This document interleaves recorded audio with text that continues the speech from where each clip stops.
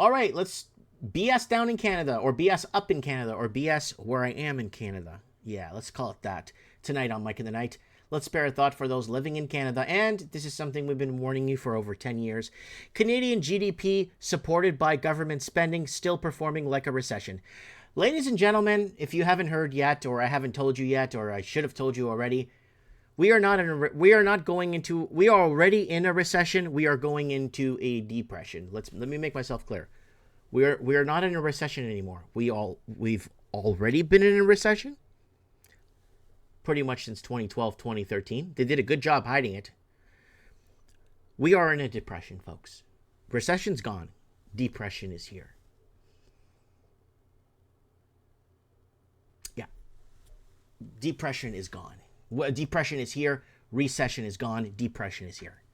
And I wanted to point that out for you guys, because a lot of people are like, "Oh my God, we're going into recession because that Kramer guy told us. The Kramer guy told us we're going into a mild recession." No. We're going into a depression now, folks. Buckle up and hang on for the ride, because it's going to be a bumpy one. Okay, Canadian government GDP, and then acting. So this is from our friends over at Better Dwelling. Canada is seeing more record immigration, but its economy doesn't resemble the one that typically attracts this type of growth. The country's gross domestic product GDP came in flat in October, marking the 5th month of stalled growth despite record population growth. This lack of performance is still primarily attributed to increased government stimulus. It's a setup that doesn't speak well for near-term economic performance, with major bank expecting things to get a lot worse soon. So major banks are reporting. And what did we say here? What did little Mike say? That they want to take my YouTube channel down? Canada's GDP is flat, but real estate outperforms mass exodus of youth from Canadian cities 3 years ago. Mortgage debt passes 80% of GDP. Economic storm hitting, major tax hikes, and major exodus ahead 3 years ago. Countries using housing to prop GDP market 4 years ago. World banking sector headed off a cliff. Japan unexpectedly reports terrible GDP. Great Canadian economic housing tsunami. Here it is, right there. Major Canadian real estate debt passed 76% of GDP.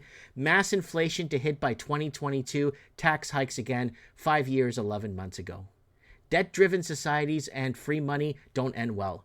There it is right there. That's us covering it. And there's the cover right there. You see it right there. 76% of GDP. And that's 5 years ago. We were warning you. Almost 6 now. We were warning you about this. Hot war ahead. China GDP retracting. Print more money. But inflation will creep in fast. 6 years ago. So everything that's happening now, we've been pretty much forecasting for the longest time. And this week's top... Oh, oops. Canadian unstable. Oh, no. I got the wrong article here. Oh, damn. Let me see if I could go back and find it. It was the... It was the one about mass exodus of people leaving Canada. And it's kind of important because the mass exodus of people leaving Canada in record numbers. So let's go into what we said about that. And Canada, here we go. Rents in Ontario, Canada set to skyrocket. More mass exodus ahead. Rate hikes, food shortages. Canada's GDP. No, we got that one. There it is. Canadian brain drain is real. Mass exodus of young families seek affordability in the USA 6 years ago. Toronto mass exodus is real. It's real. Food and fuel set to skyrocket, pushing out young families 2 years, 10 months ago. The Canadian Housing Crisis Explained documentary list we got there. Canadian housing is doing amazing, no crash. And that's me being sarcastic and laughing here. And Canadian dream is over. Ontario residents are fleeing the province in record numbers. Vancouver is the unhappiest city in Canada. 48% of Canadians on the brink of insolvency. Just wait till they raise rates. Mass exodus 4 years ago. So we've been so heavy on this, so hard on this, so trying to get the message out there, because it's just phenomenal what's been happening up here in Canada. And that's why they had to get Amerifornia. That's why they needed the Biden selection, so America could catch up to Canada, Australia, New Zealand, and the UK. The blue states of America were on track to becoming like Canada, right? But they needed more layers of government, more high taxes. So Amerifornia, wagons east, has taken into effect in America. And remember this idiot? Here it is. Justin Trudeau completely bans traditional cars in Canada. Nobody voted for this. Nobody voted for him in the snap election. The Trudeau regime has announced plans to ban all traditional gas-powered vehicles in Canada by the year 2035 as a part of the WEF's Great Reset agenda. And the funny part is when he doesn't get a position in the WEF or a board or a member or doesn't get a seat, it's going to be so funny when he does all this to destroy his own country and then he doesn't even get a seat at the table.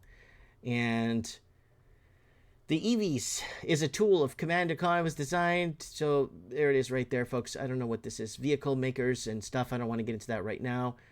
And over in Canada still, BC man convicted 21st time for impaired driving, believed to be the most in Canadian history, says police.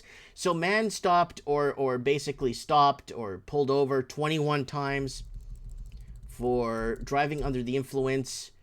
And he's still gonna go at it. So 21st time for impaired driving. I remember back in the day, you get caught once or twice, you're done. You lose your license for life.